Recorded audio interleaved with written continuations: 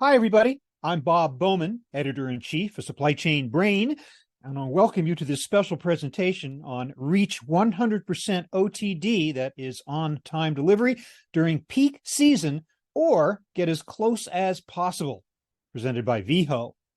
One quick note, there will be an audience question and answer session at the end of this presentation. Audience members are encouraged to submit their questions at any time during the presentation by clicking on that Q&A icon at the bottom of your screen. So, how can enterprise brands prepare for the inevitable surge in deliveries and returns during peak season? Today, we're going to explore the strategies that retail companies can adopt to overcome peak season challenges, including demand planning and innovative solutions to handle the surge in deliveries and meet customer expectations. And we'll learn how using the right technology can help businesses optimize peak season logistics and develop efficient route planning to ensure on-time delivery rates that drive customer satisfaction. With that, I want to introduce our speakers for today. Ita Zur is CEO of Veho. Ita founded Veho based on the belief that getting a package should be a pleasure. After a failed delivery of a meal kit subscription led him down a customer service abyss, Ita realized that the experience he had anticipated for days fell apart in the last mile. So Veho was built on the core insight of customer-first delivery experiences directly impacting customer brands' retention and customer lifetime value, that is LTV. We'll be hearing a lot about that today. Prior to founding Veho, Zur held managerial positions at Monday.com and Procter & Gamble. Jamie Rogerson is Outbound Logistics Director with Lululemon. He oversees North American outbound logistics operations with oversight of e-com fulfillment, retail fulfillment, DC transfers, new store openings, and various logistics initiatives to support the growing brand. Jamie previously worked in numerous logistics and operations roles at L Brands, as Bath & Body Works and Victoria's Secret, as well as FedEx Ground. Amina Ali is CEO of Optero. She has more than 20 years' experience in delivering value for customers and growing software businesses. Amina has led successful revenue generation at startups, middle market, and public companies. She most recently served as CEO of Airside Mobile, a leader in digital identity verification technology. Previously, Amina was CEO of database monitoring company Vivid Cortex and has held senior leadership positions with Earth Networks, Softex Storage Solutions, and Legato Systems. Chris Gisser is Chief Marketing Officer of Shipium. As a founding team member, Chris helped to build the business from the ground up. He's a startup veteran, having worked in leadership roles across product, engineering, sales, and marketing in diverse industries like telecoms, cloud computing, and healthcare. With that, I want to turn the presentation over to Ita Zur. Ita, take it away. Good morning, Bob. Good morning, everybody who's joining us. First and foremost, I want to say thank you to Amina, to Jamie, to Chris. These are all executives at Veho partners, and thank you for joining us today. So here's what I'm going to talk about at a high level in the next 5 to 7 minutes. I'd like to give some context into what's going on in the industry right now as everybody is preparing for peak season in 2023. I want to talk about why it matters to focus on customer experience, in particular this time of the year, and what it means to actually focus on customer experience. We'll share some stats that highlight the need to really elevate that experience during the time of the year and how it pays off over the long run. So to start off, holiday peak is the most important time of the year for e-commerce brands. We all know this. It is crucial that brands have the right shipping strategy and fulfillment processes in place. And this year, good news, we see good signs for retailers. Inflation is going down. Consumer sentiment is up. The UPS strike was, it was averted ultimately, which is good news for everybody. And the big story is that consumers want to return to normal. So of course there's still pricing pressures and inflation pressures, but we're in a positive trend, all in all. And here's why it matters. The statistics show that 30% of retail sales happen between Black Friday and Christmas. It's a span of 1 month where 30% of many brands' revenue comes in. So this means that peak is one of the most aggressively competitive times for retailers.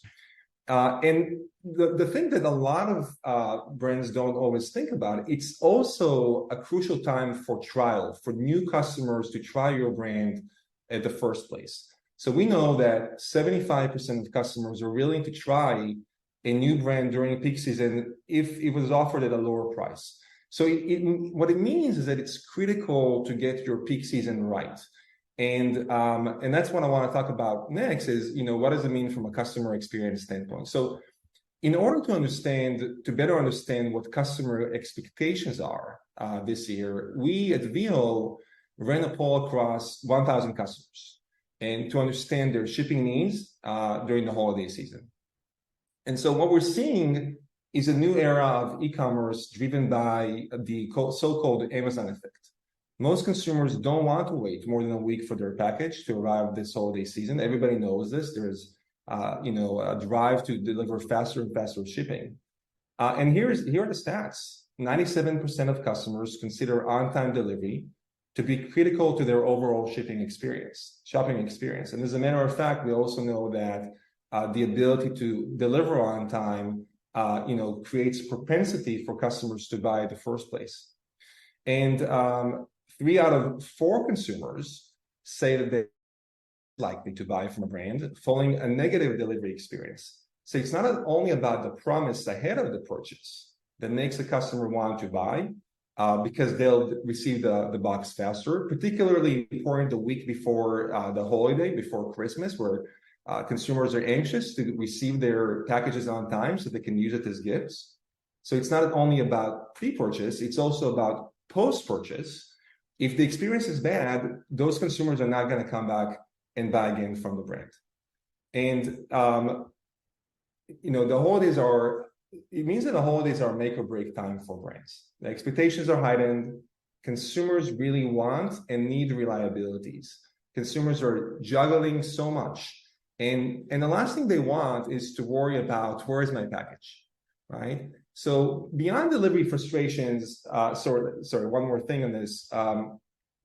What we did is, we found that 74% of customers say that, a strict return policy also negatively impacts their desire to shop with a retailer. It's not just about delivery, it's also about returns as well. So this is about expectations, right? And the data points directly to the point that delivery and returns impact satisfaction and repurchase, especially during peak. So when the stakes are high, this is also where the opportunity high. This is time where brands can win big with consumers and truly build the loyalty and lifetime value. And brands need to be thinking through that long-term lens. It's not just about getting through peak, it's also about winning a customer for life. So instead of thinking about just cost reduction as the only way to improve profitability, retailers should seek peak season delivery and returns as an investment opportunity into lifetime value. And that's the point that I will make today, around think about peak season as a time in the year where you're really building a long-term relationship with your customer that will pay off from a lifetime value standpoint, also pay off from a financial standpoint. So this is about how to getting it right. So we know at Veho that, firsthand, the post-purchase experience is key to driving repeat purchase. And we know that from working directly with Fortune 500 companies, that superior customer experience drives both top and bottom line impact. And I'll share some stats with you in case studies that we've done. We've worked with multiple companies that shared data with us that show the following things. One brand, this is a subscription meal kit delivery service, saw a 41% higher lifetime value when they invested in a customer experience around delivery. Another brand, this is a public apparel company, saw a 19% higher repurchase rate. And there's more. There's 71% reduction in delivery and credits and refunds. 8-point gain in Net Promoter Score. And these are all household brands that we work with. And whatever those brands are optimizing for, through better delivery and returns experience, they see a meaningful impact on their most important metrics as a business. And that's what it's about. It's about getting it right during peak so that you gain the fruit of that, throughout the rest of the year. A quick aside on returns. E-commerce has created new returns-related behaviors like bracketing. Shoppers' homes are the new dressing rooms, if you will. We talk at Veho about bringing the fitting room into your living room, where you can try things out and see if you like it and return what you don't like or exchange. And that's especially true during peak seasons. We know that consumer expectations around returns drive customer behavior during peak. And in working with a leading returns platform, we actually did another survey. We asked customers, holding everything else equal, how much more likely would you be to buy from a brand, again, if they offered a Veho doorstep pickup? So here are the stats, and the stats are quite amazing. 80% of customers said they are more likely to shop with a retailer, again, if that retailer offered doorstep pickup for returns. And 50% of customers said they would be extremely likely to buy from a merchant again that offered doorstep pickup for returns. So once again, the story is very clear. Customers are looking for a better experience around delivery. It's not just the time of a delivery, how fast it's delivered. It's also the speed of delivery. And customers care a lot about the optionality to easily return stuff in the door. Those two things affect customer lifetime value, repeatability, and ultimately your profitability as a brand. So the thing that we'll talk about today is how to drive exceptional customer experience and on-time delivery during peak season. And we'll dig into how we optimize customer experience so that every delivery drives customer satisfaction.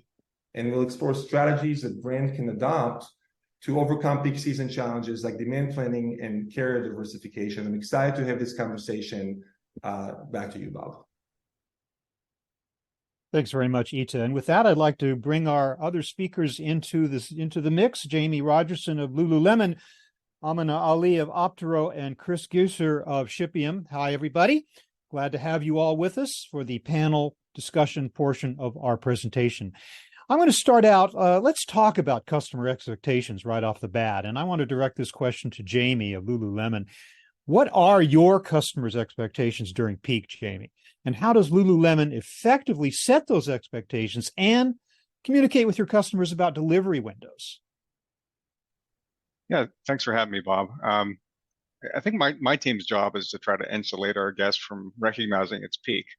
But the reality is the pandemic kind of educated all of our guests that, peak has a huge impact on parcel delivery and the supply chain. So what we try to do is make sure that our guests have the right expectations. We partner with our digital team who, display banners on our website if there's something happening in the network that, would potentially impact, service or transit.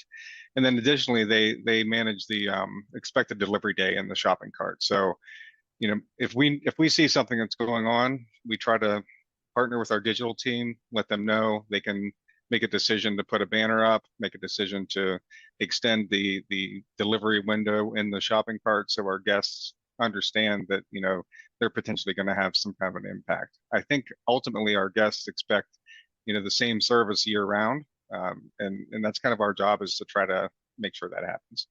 Yeah, thank you for that. Amina, hello. At Optoro, what are your customers' expectations around returns this peak season, and how can shippers lean into returns as a strategy to drive retention and LTV? Thank you so much, Bob. And thank you, Ita, for having us. We talk to retailers, brands, shoppers across the board during peak, outside of peak, and we're seeing three things that are really critical for shoppers. Number one, it's got to be easy, right? Ita was just talking about how 50% of shoppers are extremely likely to buy from merchants who offer doorstep pickups. I think that's indicative of every one of us who no doubt has a pile of returns, even in our own homes, waiting to be processed. It's on your to-do list. I know it's on mine. I might call my husband to take care of mine. And in spite of that, people really need to figure out what is the best way to do so. I think Amazon has conditioned everybody to box-free, label-free as being the way to go. Who has printers and printers that are functioning in their homes? And so for us, we're having ongoing conversations about drop-offs and pickups, most notably from a box-free, label-free perspective. The next thing I would say is speed matters. It's got to be fast. People want their refunds immediately. The reason people take the time to go to stores, for example, park their car, walk in, etc., is because they're getting that refund right away. So mail back and walking into stores are sort of the general approaches of what people do. But I think the next level that we have to capitalize on is this additional convenience from pickups, from box-free, label-free. And finally, cost matters. I think people have been conditioned to free in some aspect of pickups. So the other aspect is you have to have at least one option that's free, and then have an ongoing conversation with shoppers as to what matters to them and how you can best serve their needs. So you have new expectations, but that doesn't mean you can't drop the old ones, the traditional retailing as well. You got to cover all the bases. It's a tough job in any time during the year, let alone during peak season. I wanted to cover some of the common challenges that all of you are facing here during the peak season. Wondering if there are any unique challenges that are cropping up in 2023 specifically, and how you might be mitigating those challenges. Chris, let me start with you. What are some of your unique challenges? Sure, thank you. So we like to say that the shipping experience is half the shopping experience. And I think that a lot of retailers are set up for a pretty bad shopping experience coming this peak. And let me explain why. So this looming UPS strike back in summer exposed how many companies, whether it's a retailer or brand or whoever, are single threaded on a single carrier. And one of the most important principles that we took with us from Amazon is to eliminate single points of failure. And by single threading carriers, companies are putting terrible risk on their customer operations coming into this peak season. So while an existential threat of a strike is now kind of behind us, what we're seeing at Shipium is that there are smaller versions of this being placed on our customers at greater rates than we've ever seen prior. One example are things like volume constraints. So things like, I can only do 10,000 shipments from this warehouse this month, a carrier might say. And so if you have just a single carrier, you're going to consistently be battling these kinds of constraints and how it flows through to the logic and the way in which you communicate estimated delivery dates to customers and hitting accuracy and OTD. So the businesses that really weren't catalyzed back in summer to get their affairs in order to go and diversify carriers by adding somebody like a Veho are in pretty terrible danger of killing customer satisfaction from a bad holiday shopping experience. Wow. Jamie, over at Lululemon, what about you in terms of any unique challenges you see cropping up this year? I think each peak season has brought, surprise challenges. And it's hard to kind of nail that down because the surprise is, they're around the corner and you plan for as much as you can plan for. One thing that always comes up is Mother Nature. So, sometimes obviously you can't change Mother Nature, but you can send a truck out early, cut the trucks early to get ahead of the system, hold the trucks until the system goes through and they can kind of follow it. But sometimes you're stuck in the middle of it and you have to ride it out. I think that, something that as we have diversified our DC network and added ship from store, and I hear this from other retailers that have the similar kind of footprint that we have in North America, is that getting the inventory in the right node is super tough, right? And I think the challenge there is you make a decision: are you going to do massive inventory transfers to rebalance the network if the demand doesn't show up where you think it's going to show up in the forecast, or do you just kind of ship with long zones and as we talked in the earlier question, is make sure our guests understand that in the shopping cart that they're potentially going to have further out delivery window. So I think that, like I said, surprises we had, weather surprises in previous years, and there's always going to be, material handling, labor issues. The pandemic kind of threw a lot at us over the past few years, and hopefully, this peak season's super smooth, right? That's what we say every year, isn't it? Amina, what's going on at Optero in terms of any unique challenges you're facing this year regarding peak season returns? And also, what strides do you believe that retailers can take to optimize the returns for peak season? Yeah, I mean, it's interesting, Bob. We have ongoing conversations to look at both the cost side and the revenue side. So you can't really look at returns from one angle or the other. You need to look at it holistically. You need to look at it from an end-to-end perspective, both on the returns experience that the shopper is going through and the returns management. So there's really three levers to drive reduce costs and increase customer lifetime value. The first aspect is inventory, right? So inventory is typically the highest cost for retailers. And the worst scenario is sort of like that return I have sitting in my house for a few weeks now. We've got that inventory sitting in that no man's land. You can't get it back in time for peak. That is critical in terms of averting markdowns.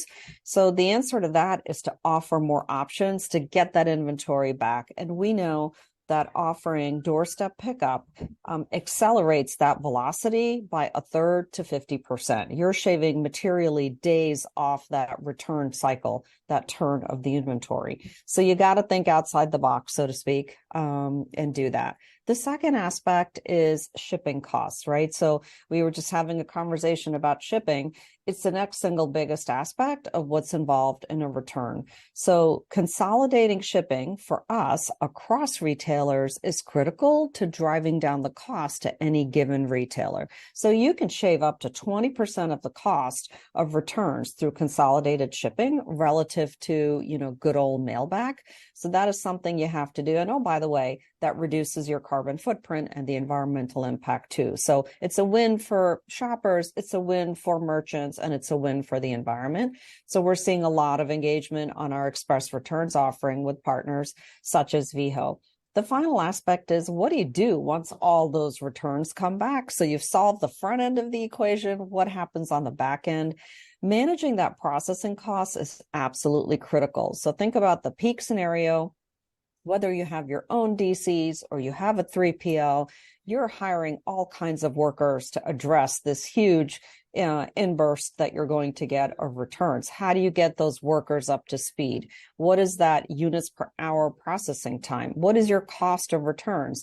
And you really need automation and technology to impact all of those things to really reduce the cost of processing by 50%, improving that UPH, getting people online, associates online faster and productive. So it's a whole bunch of things. And by the way, the sooner you can process that in your warehouse and get the product back, the better a chance that you will not be marking that down and getting that return to stock back really fast.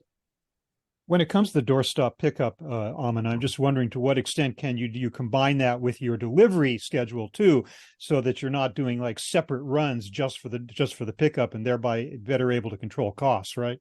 Yeah, you bet. I mean, and that is really the essence of our partnership with Veho, that they have all these drivers who are doing deliveries. How smart would it be that all these people you're used to? I mean, think about what the pandemic did, right? People are so used to people coming up to your house to deliver all kinds of things. It just makes so much sense to say, bring me joy and take away my chore. And by the by, it's lower cost, it's faster, it's a win-win for everybody. So we're really stoked to explore exactly just that, Bob. Great. Well, let's look at some best practices for peak planning that our audience can take advantage of. And let me turn to you, Jamie, for that. Brands do want to know more about your best practices for peak planning. How does your team forecast, first of all, Jamie?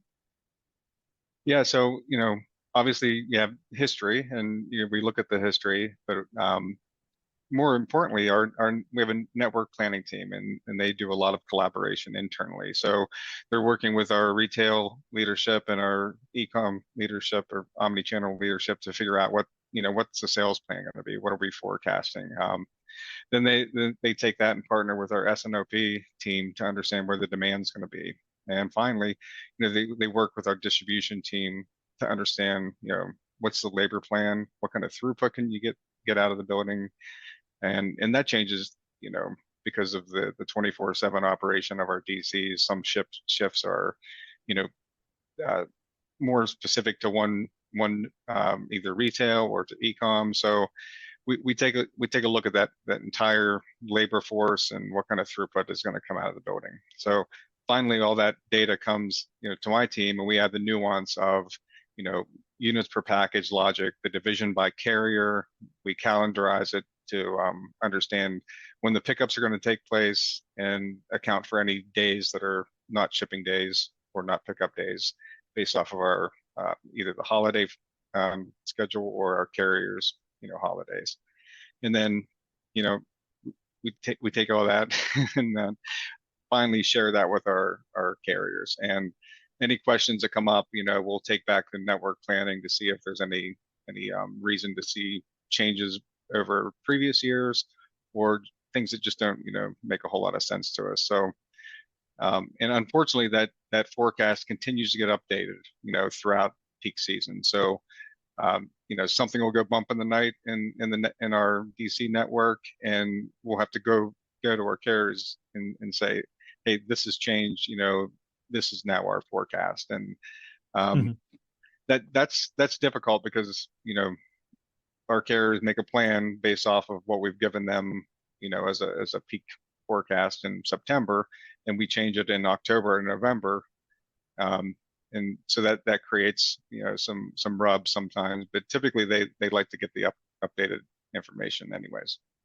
Well, that type of agility has to be key. On one hand, sure, you have historical data. That's good. You have expectations of seasonality. That's good. But nothing's ever going to go as planned. You're always going to have, as you referred to earlier, surprises. So really that ability to get to work with your carriers to change if not at the moment, but within a reasonable amount of time, you're pretty sure, you're pretty confident that you're able to do that at Lululemon then, right? Yeah, we've done that in the past where we've had, major incidents, and COVID is a great example where we had a distribution center shut down, for a period of time, and we had to really make big shifts in where the volume was going to come out because our guests were still buying, right? and we had to get it shipped. So we partnered with our carriers, said, hey, we're not going to have pickups out of this building for these 2 days, and all that demand is going to come out of this distribution center, and it wasn't easy. We had to change some shipping modes, so flipping some from ground to air just to balance their networks a little bit. So it's a give and take, and I think that's the importance of partnership and having good partners like Veho and other carriers like that. Yeah, certainly surprises should be no surprise, actually, or at least the fact that there are going to be surprises. So, Chris, I know that Shipium offers ways to predict future performance through simulation. What advice can you provide people who are looking to simulate their peak season sales? Sure. Yeah. I mean, look, physical operations are hard when atoms come into play. I think Jamie on this panel probably knows better than anybody else, especially with how he just explained the year-long challenges it takes to get ready for peak. So it takes months to make the kinds of investments needed to make changes, like adding a new warehouse, diversifying inventory to 3PLs if needed, adding a new carrier, and the list goes on. So it's difficult to justify the investments for that without knowing the eventual results. And if you get it wrong, you can get fired. Like, this is kind of the real deal. So we took this universal problem that modern operators, someone like a Jamie has and his team, and we took a lot of what Shipium has in terms of the underpinning of the overall platform. And I won't go into great detail here, but it's just all about kind of real-time modeling of the transit network and understanding carrier pull times and weather patterns and all that kind of stuff.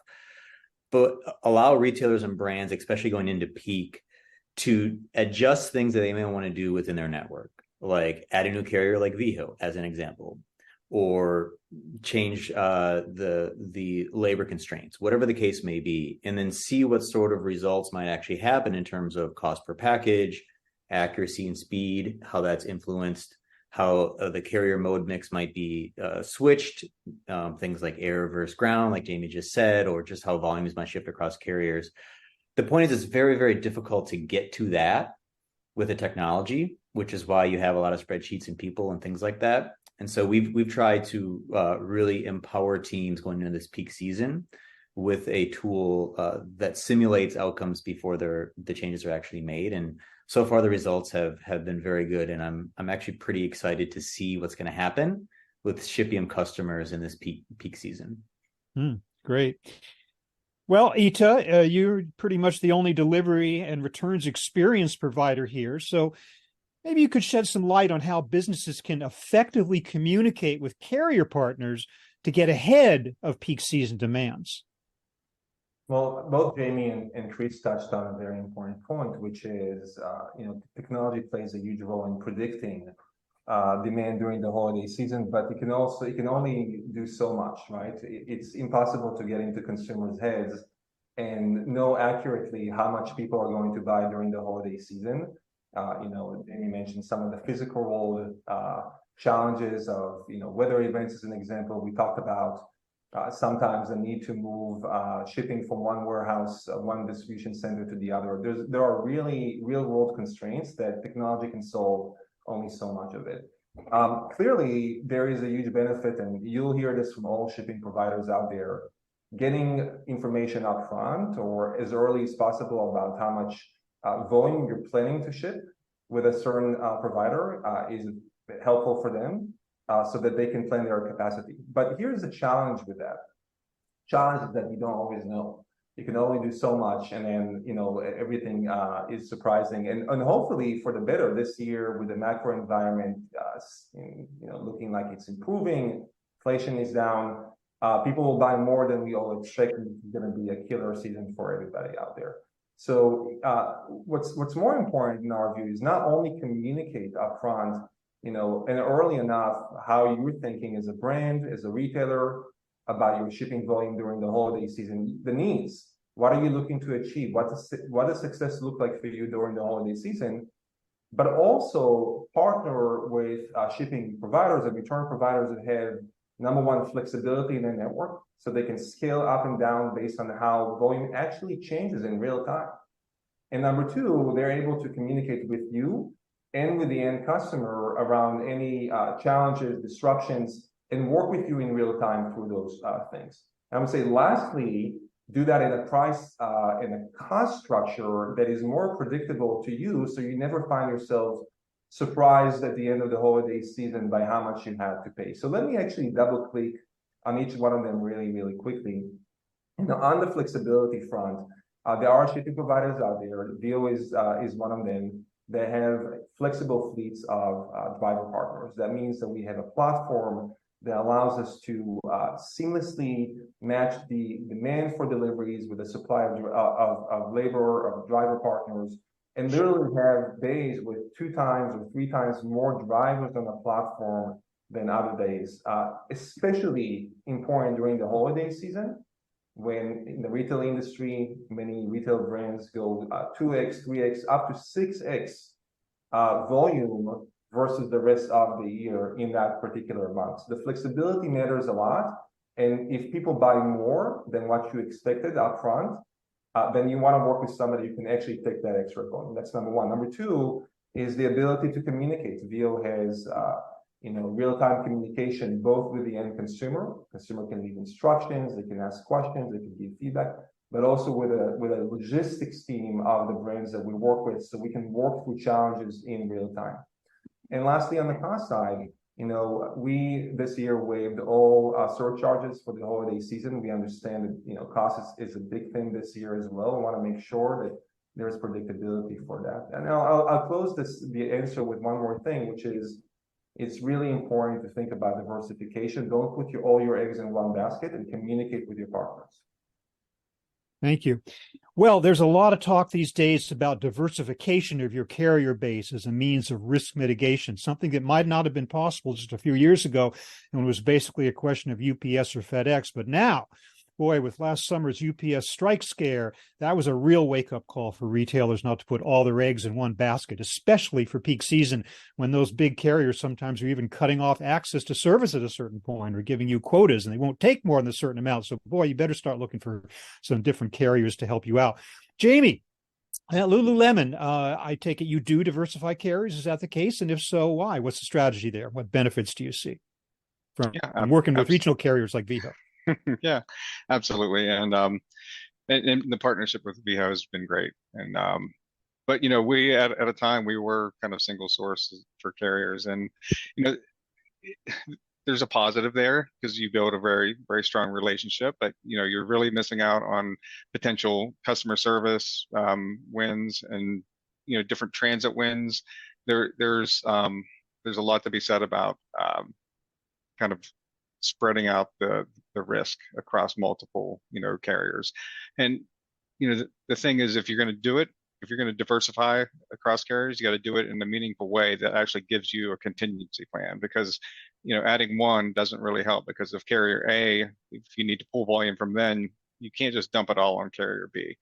But if you have, let's say, 5 different carriers and carrier A has something go wrong, it can be spread out much more easily, and you don't risk a carrier completely having service failures or just refusing to take the extra volume. So, but the reality is you have, and we talked about peak forecasts earlier, you have to provide your carriers, whether you're diversified across 2 or 3 or 5 or 6, you have to provide them a peak forecast. And just because you want to take volume from one to another, if it's not forecasted, then you're going to have more challenging conversations. So diversification is great for I think transit. I think it's we've added a customer service element that we hadn't had in the past, and Veho has been fantastic there. But also it gives price pressure across all of your carriers, and that's just the reality of it. Yeah, Chris, you do tell people to optimize by diversifying their carriers. What's your argument there? What do you tell them is the impact of failing to do so? Sure, I'm kind of inspired by Jamie's answer, and it really pulls on, I think, the empathy that we have for large enterprise shippers. Like if you look at the history of it, the 90s was this big box expansion era, right? So it was all about stores. And so somebody like Jamie was in this position where it was predominantly a mix of mode between LTL and parcel, going from a fixed number of nodes, DCs, to a fixed number of stores, right? And there was a fixed number of SKUs and fixed number of carriers. There was UPS and FedEx. And so Jamie's job, so to speak, using Jamie as an avatar, back in the 90s was to pit them off each other and find the best rate and just consolidate on that specific carrier and use them for both freight and for parcel for such a simple network graph. When e-commerce popped in the 2000s, largely because of Amazon leading the way, there was this switch to single piece order flow that now the unit economics where I have a fixed number of origins, but now I have basically an infinite number of destinations, because every address in the world could now be something that Jamie had to ship to. And you had a much larger shelf in terms of SKUs and whatnot. So I'm very empathetic to the fact that there's more carriers, more destinations, more SKUs, right? And more different service levels and things you have to be concerned about in this e-commerce world. And the Gaps, the Macy's, the Nordstroms, even the Lulus back in the day are just constrained by this legacy tech that doesn't allow them to manage that complexity. So the costs that you incur are two costs. One is financial, pretty obvious, right? But more carriers means more arbitrage across more destination endpoints. And with you have carriers like Veho, and there's so many more that have just entered the market that can provide such better outcomes in terms of cost, speed, and accuracy for specific parts of the country that they are optimized for. But if you're not utilizing them, you're not going to get that kind of cost benefit. And so you have a huge financial risk by not diversifying. The second risk or the second time of cost is more of the risk cost, which, I mean, LTV, customer retention, repeat customers, et cetera. Like, let me give you an example at Amazon. Late packages were typically a 20% increase in Wismo tickets. So at Amazon, what we did is you just compute, well, what's the cost for a customer support ticket, Wizmo, right? And so for all of the late deliveries, you do that cost times 20%. When you're Amazon, that's like millions and eventually billions of dollars, right? Smaller retailers, it still is a lot of money. The second is that what we also saw at Amazon is an impact on loyalty and on repeat customers. It was roughly 10% for a late package. So if you have, say, 1,000 customers, if there were, 1,000 late deliveries, roughly 100 would not come back and shop again at Amazon. Like that's a lot of money and margin impact and the modeling and all that kind of stuff. So if you are not kind of coming out of this fog of the 90s and 2000s era tech and this idea that there's one mythical rate to rule it all and trying to diversify with carriers like Veho using modern tech, then you are totally messing yourself up on both the financial risk, the customer experience risk, and just the general operational risk. I'd like to bring the audience in now. There are some audience questions already here for us to answer, but even as we are doing so, I remind the audience that you can continue to submit your questions by clicking on that Q&A button at the bottom of your screen. But let's take some of these audience questions for our panel and see what they have to say. This question is directed to Ita, and they're asking, what do you define as OTD or on-time delivery? Is it to the customer request, like short lead times with delivery windows? Is it commit? Is it both? What's your definition of OTD, Ita? The way we measure OTD is whether we live up to the service level agreement, the SLA that we have with the brands that we serve. At Veho, the company is designed around delivering next day delivery, in some cases two-day delivery, but we're designed from scratch around fast, efficient, great customer experience delivery. And so for us, on-time delivery is, from the minute we picked up the parcels at our partner's warehouse, distribution center, or in other cases when the brands inject their parcels into our facility, goes into our network, goes to the customer door, what percentage of those cases we're able to deliver it on time.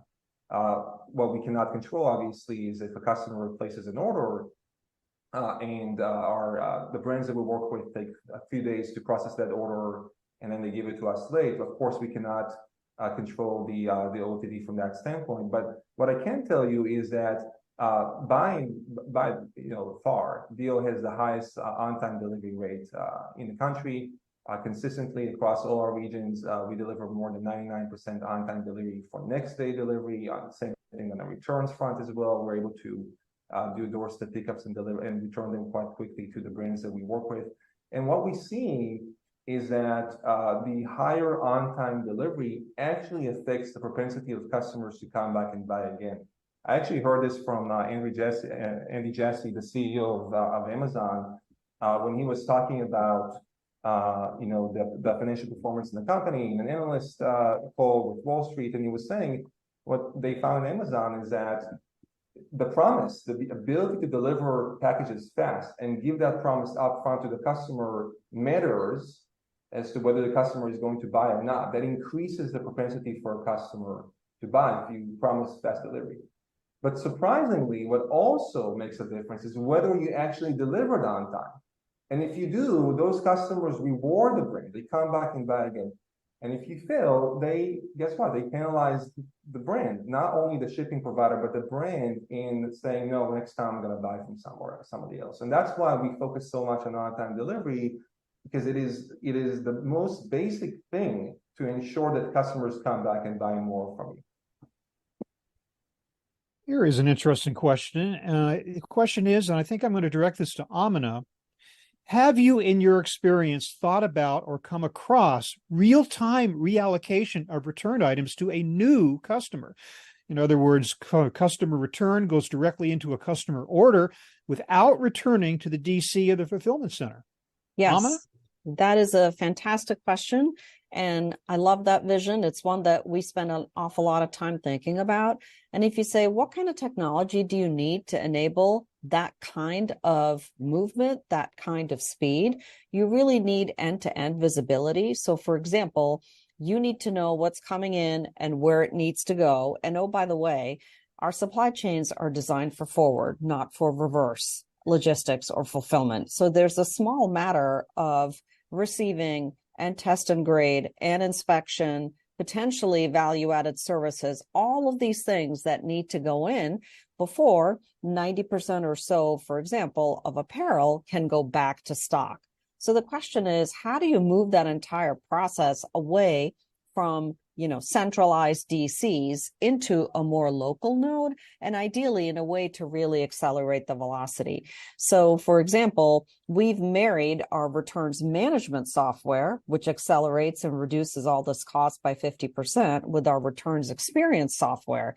And the next frontier is to take that integration and bring it locally. So that's something we're in very active conversations with our partners to figure out, how can you think small? How can you actually bring that down to the local, dark fulfillment center, potentially to many other places, ideally where the customer is transacting right away, and then use that software intelligence to figure out, how do you actually connect that inventory to its next home once you've done the processing? So spot on question. It's something we're in very active conversations with our partners and retailers about doing.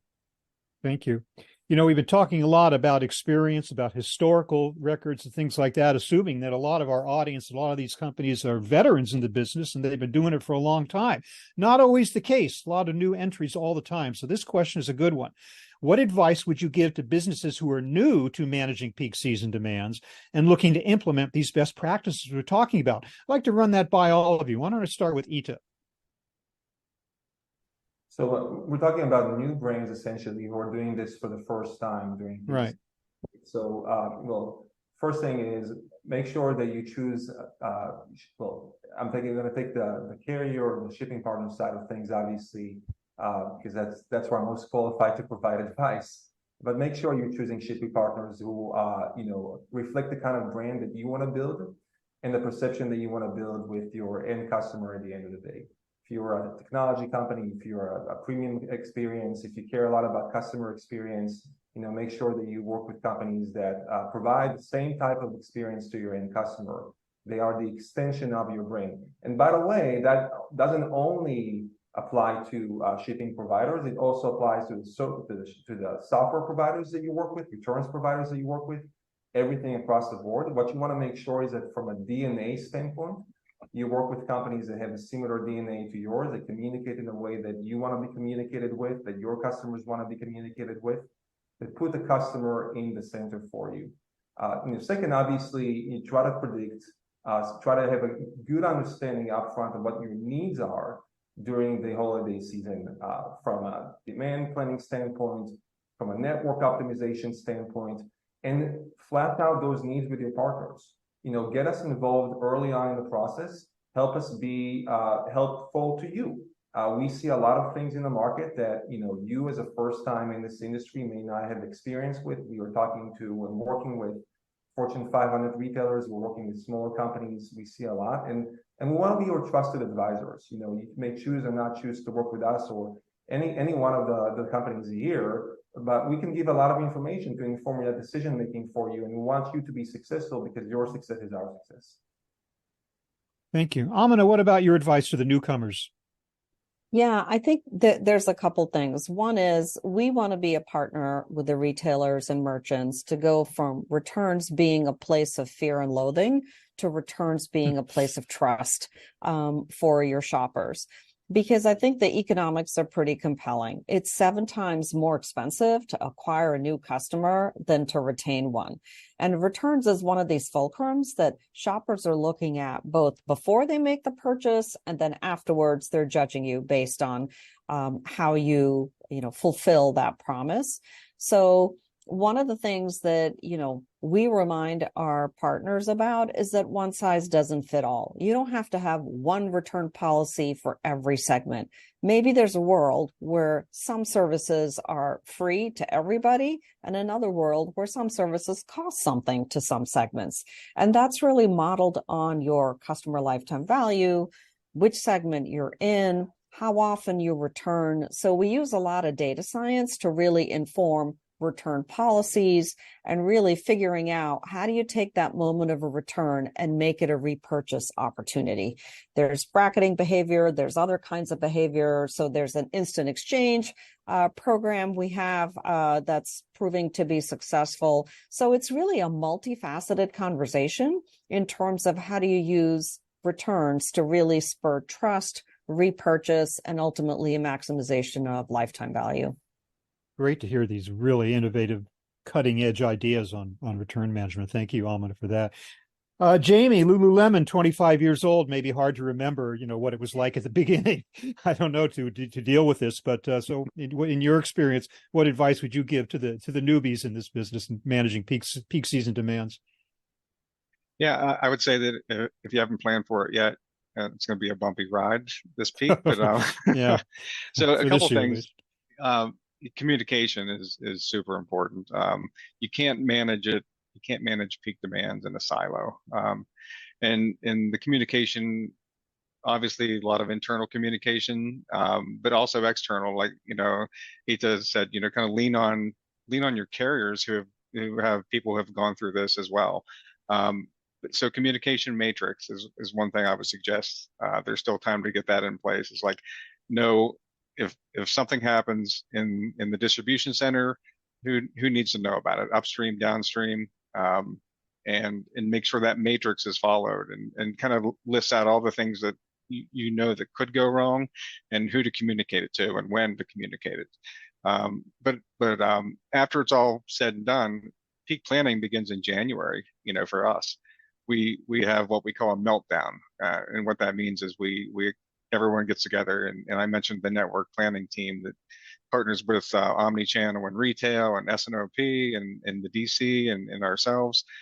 We all come together and we talk about what went well, what didn't go well, what do we want to continue doing, what do we want to not continue doing, and then that kind of builds out the skeleton of peak planning for the rest of the year. Things start to get kind of warmed up in the spring. We start to have bi-weekly meetings about peak planning with all of our partners, and then that ramps up into weekly meetings, like right around now, September timeframe. But red flags can be raised, whether it's we're implementing new carriers, and we want to make sure those are all in place before peak. We're implementing new material handling or sortation systems, and a lot of the peak planning that we talk about in the summer are all these implementations on track? Are we going to have everything working come peak? Because what we found at Lululemon with our growth over the past 5 years especially is that we're constantly changing, we're constantly building out, we're constantly expanding, and it's great problems to have, but having everything kind of tied in together before peak hits is super important. When we say that Lululemon has a meltdown every year, it's not what it sounds like, folks. Okay, Chris, real quick, what is your advice to the newcomers? Sure, I'll be quick. I mean, it seems like the unifying message on this presentation has been: you need to make a promise you can keep, and then you need to keep the promise that you made, and that takes partnership across everybody from a set of carriers to a returns partner. But my angle here is more on the technology side. And so the thing that I would say is that you really need flexible, modern technology.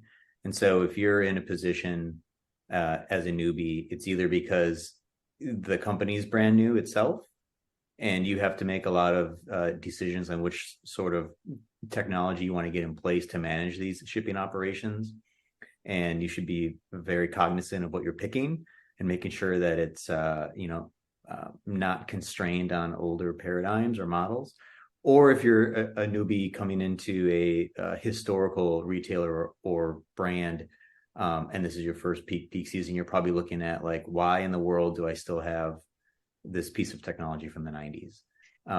And I mean, I know it sounds extremely blunt, but you're going to have a bad peak season as a newbie if you're still relying on relatively old technology that's not giving you the flexibility or the data or the ability to even just combine all the partnerships like all of us on this panel. Thanks. Well, unfortunately, folks, quite great answers to those questions, great presentation as well, but we are just about out of time. We have time for just one final question. I'm going to direct this one to Ita. Ita, how can brands see peak season as an investment in customer satisfaction and LTV we've been talking about for the last hour? Thanks, Bob, for the question. All I'll do is I'll just repeat things that you've already heard from all the panelists again today, and hopefully summarize it for everybody. So we all know this is peak season is money time. 30% of most e-commerce sales happen between Black Friday and Christmas. It's 1 month, 30% of sales for the entire year. The more interesting piece, though, is that 75% of customers see that time as an opportunity to engage, interact, and try a new brand, right? So this is not only about getting the sales in, it's about how do you start building a relationship with customers that will translate into a long-term relationship throughout the rest of the year and years to come, and build customer lifetime value. And that's really what this is about. It's about building that customer loyalty, and it starts during peak season. And so to answer the question, Bob, there are 3 things I want to touch on and I'll summarize. Number one, choose partners that put your customer in the center. They think like you. They want to be the extension of your brand. They work with you to create a better customer experience. And that's a delivery. It's from a software standpoint. It's a return standpoint. So do that. It will pay off pay big dividends throughout the year because of that 75% willingness to try out a new product and really get hooked. Number 2, think holistically about delivery and returns, not only as a cost center, but also as a revenue center. And the thing that we like to say at Veho is you got to be thinking about returns on shipping and returns on returns. Amina talked about it earlier. It's not just about how do you minimize returns. It really is about how do you build a relationship with a customer that if you make it easy for them to return, not only they buy more in the first place, but they will come back and buy more and more and more and more because it's easy and they see value in a long-term relationship with you. So think about the ROI, not just about the cost. And number 3 is communicate. Jamie talked about this.